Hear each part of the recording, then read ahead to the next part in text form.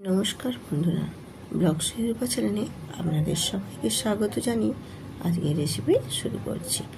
আমরা বাঙালিরা কিন্তু ভীষণ মাছ পছন্দ করি। তো আমি আজকে যে মাছটা রান্না করব সেই মাছটা হচ্ছে লোটে মাছ। আমরা মাছ ভীষণ পছন্দ করি, তো মাছের মধ্যেও এই লোটে মাছটাও কিন্তু খেতে ভীষণ ভালো লাগে। তো আবার এই লোটে মাছ অনেকে আবার পছন্দ করে না, আবার অনেকে খুবই পছন্দ করে।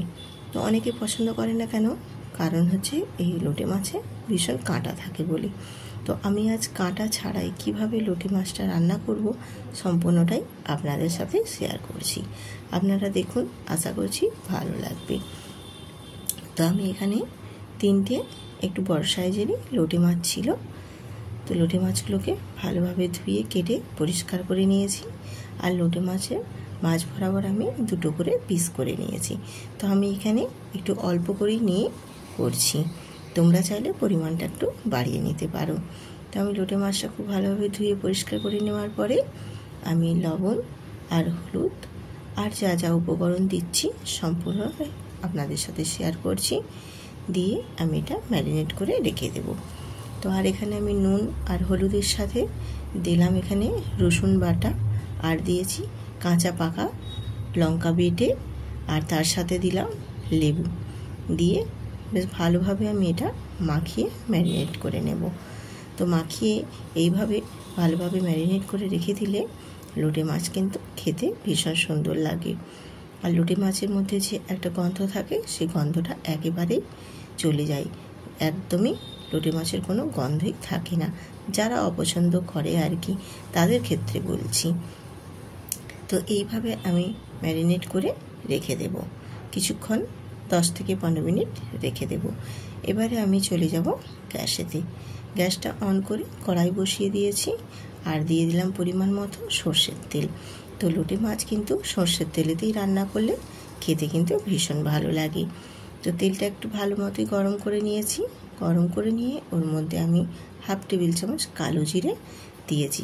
কালো জিরেটা তেলের মধ্যে বেশ একটু নাড়াচাড়া করে ভেজে নেব। ভেজে নিলে দেখবে একটা কালো জিরের খুব সুন্দর গন্ধ বেরিয়ে আসে।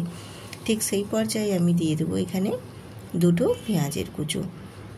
আর এই লোটে মাছে কিন্তু পেঁয়াজ রসুনটাই দিতে হবে মাস্ট, তাহলে খেতে বেশ ভালো লাগে।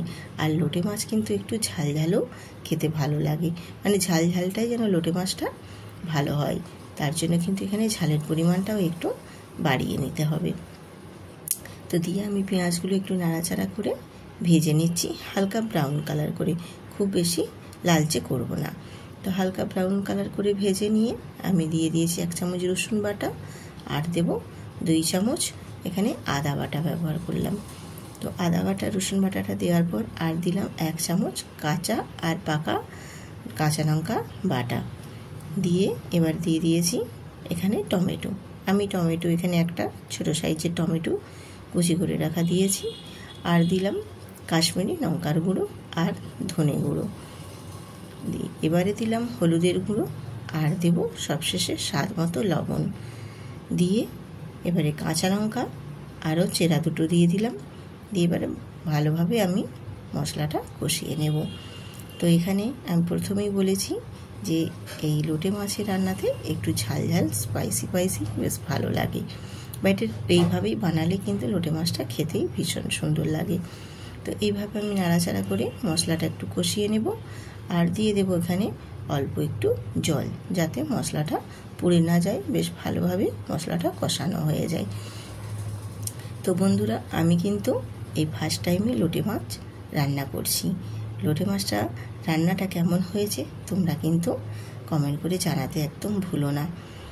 লোটে মাছ আমি প্রথম রান্না করছি, তার কারণ লোটে মাছ আমাদের বাড়িতে কখনো আসেনি, বা এটা কী মাছ আমি ঠিকঠাক জানতামও না আগে।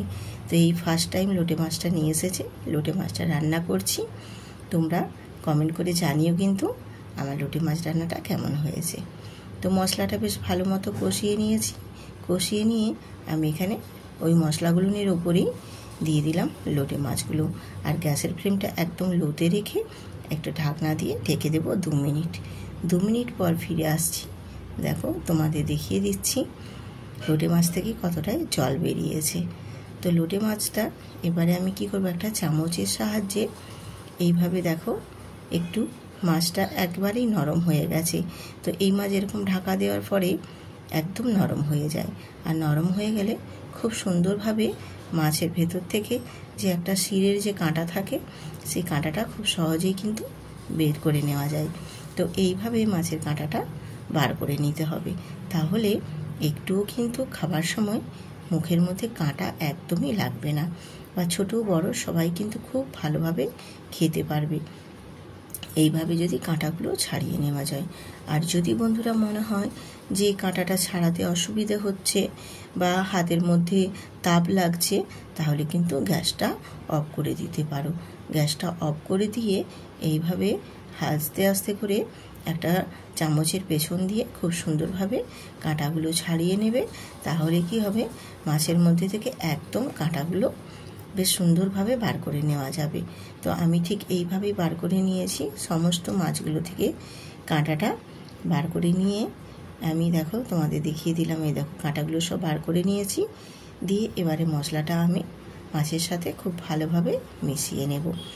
তো মশলাটা এইভাবে আমি মাছের সাথে দেখো আবারও বেশ ভালোভাবে কষিয়ে নিচ্ছি। আর এই যে লোটে মাছটার গা থেকে জল বেরিয়ে যে মানে এতটাই যে জল জল ভাব আছে, এই জল জল ভাবটা থাকবে না, বেশ শুকনো শুকনো হয়ে গা থেকে তেল ছেড়ে বেরিয়ে আসবে। সেই পর্যায় মতো আমি এটা নেড়ে চেড়ে রান্নাটা করে নেব। তো এইভাবে কিন্তু নেড়ে চেড়ে খুব ভালোভাবে কিন্তু জলটা শুকনো শুকনো করে এই লোটে মাছের ঝুড়োটা রান্না করে নিতে হবে। তো এরপর আমি দিয়ে দিলাম এখানে ধনে পাতা কুচি। ধনে পাতা কুচিটা কিন্তু দিলে মাছের যারা পছন্দ করে না, তাদের যদি গন্ধ লাগে মনে হয়, তাহলে কিন্তু এই ধনে পাতাটা দিয়ে দিলে একদমই আর কোনো গন্ধ লাগবে না। তো এইভাবেই আমি ধনে পাতাটা দিয়েও একটু নাড়াচাড়া করে নিয়ে বেশ একটু শুকনো শুকনো করে মাছটা রান্না করে নেব। তো এইভাবে দেখো আমিও একটু নাড়াচাড়া করে শুকনো শুকনো করে ধনে পাতা দেওয়ার পরে বেশ একদম নাড়াচাড়া করে নিয়েছি। আর দেখো বেশ গা থেকে তেলও ছেড়ে গেছে। এবারে আমি গ্যাসটা অফ করে নামিয়ে নেব। এবারে আমি একটা প্লেটে নামিয়ে নিয়েছি, দেখো দেখতে কিন্তু ভারী সুন্দর হয়েছে। তো এবারে আমি একটু ডেকোরেট করে দিচ্ছি। তার জন্য এখানে একটু ধনে পাতা আর দেব একটা পাকা দেখে কাঁচা লঙ্কা দিয়ে আমি ডেকোরেট করে দিলাম। দেখতে কিন্তু ভারী সুন্দর হয়েছে। তোমরা দেখে বলো যে আজকের এই লোটে মাছের ঝুড়ো কেমন হয়েছে। আমার তো দেখে ভীষণই ভালো লাগছে। আর তারপরে খাওয়ার পরও আমি দেখলাম সত্যি এটা ভীষণই টেস্টফুল। আমাদের কোনো দিন খাওয়া হয়নি, কিন্তু ফার্স্ট টাইম খেয়ে সবাই কিন্তু বাড়িতে বলেছে ভীষণ সুন্দর হয়েছে। আমার মেয়েরা তো তার বাবাকে আবার আবদারও করে দিল, বাবা আবার নিয়ে আসবে। তো বন্ধুরা এইভাবে পাশে থেকো।